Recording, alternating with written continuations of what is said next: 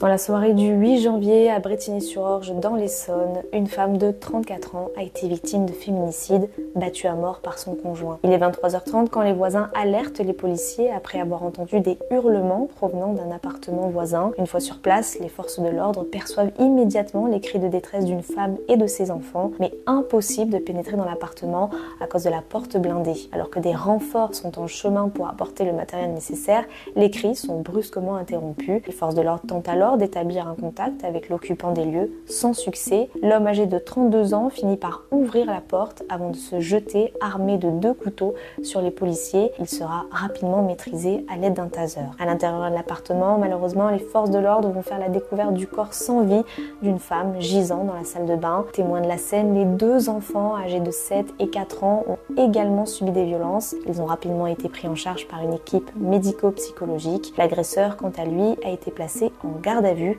pour meurtre sur conjoint. Lors de son interpellation, l'homme était dans un état d'agitation avancée et tenait des propos incohérents. Des tests ont été effectués afin de déterminer s'il était sous l'emprise d'alcool ou de stupéfiants. Son état de santé étant déclaré incompatible avec la mesure de garde à vue, l'homme a fait l'objet d'une mesure d'hospitalisation sous contrainte sans avoir pu être auditionné. Ce que l'on sait, c'est qu'il est déjà connu de la justice, il avait été interpellé et condamné par le passé. Son casier judiciaire mentionne 3 condamnations, des faits commis entre 2014 et 2016, de violences par ascendant, conduite sans permis et violences en réunion. En 2017, il avait été condamné par la Cour d'appel de Paris pour des violences en réunion commises en 2014 et avait écopé d'une amende de 1 200 € avec sursis. La victime s'appelait Sandy et c'est la 3e victime de féminicide recensée en ce début d'année 2025. Si vous êtes victime de violences conjugales, contactez le 17, le 3919 ou téléchargez l'application The Sorority.